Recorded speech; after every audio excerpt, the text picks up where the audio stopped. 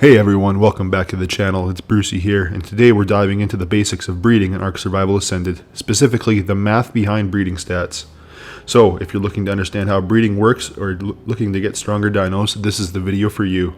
Let's get right into it. When you breed two creatures in ARK, the baby has a chance to inherit each stat, like health, stamina, melee, and so on, individually from either mother or the father. That's important. Each stat is rolled separately.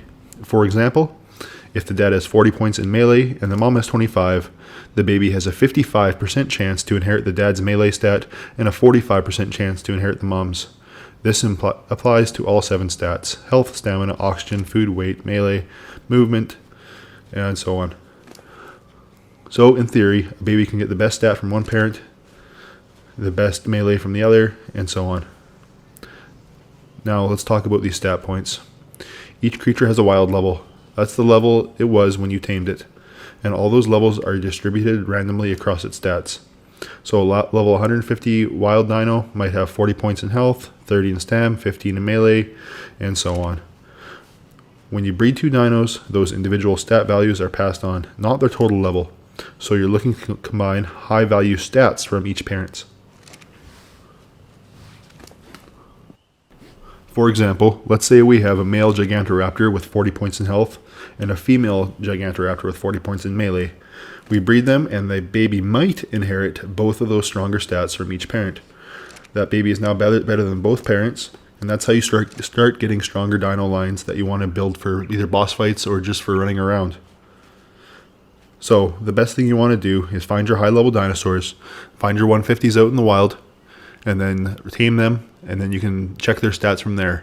I use the tech binoculars. That's kind of the best way to do it right now, but eventually we'll start to get the egg incubator, and then from there we can use the egg stats that we can check from there.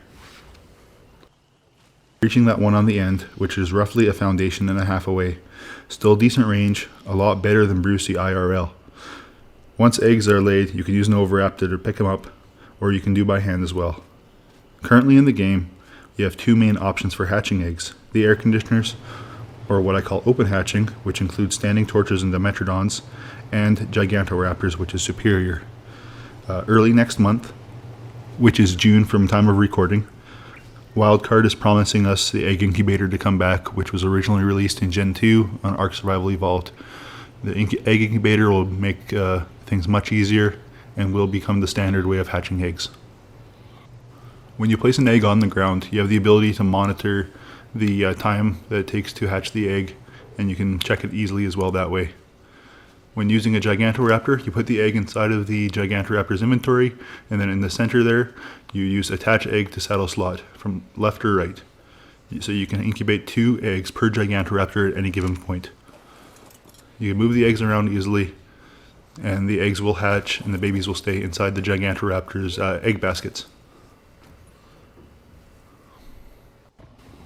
Once the eggs inside the Gigantoraptor saddle are ready for you to hatch, click the same center area button to hatch them inside the saddle. This will put the baby inside the egg basket for easy baby transport. If there are twins, one will fall to the ground. The Gigantoraptor can also serve as a trough for babies that are in its saddle, which makes that first 10% much easier. Your other option currently is a Meguana, which you need to activate baby feeding in its options. If you purchase the Strayos, it's exclusively on that map. Otherwise, if you're unofficial, you can likely trade someone for it. Without these two, feeding that first 10% is a nightmare, as babies don't use regular feeding troughs. You can see the Meguana has a decent range, which grows bigger as you level up food points in the dinosaur.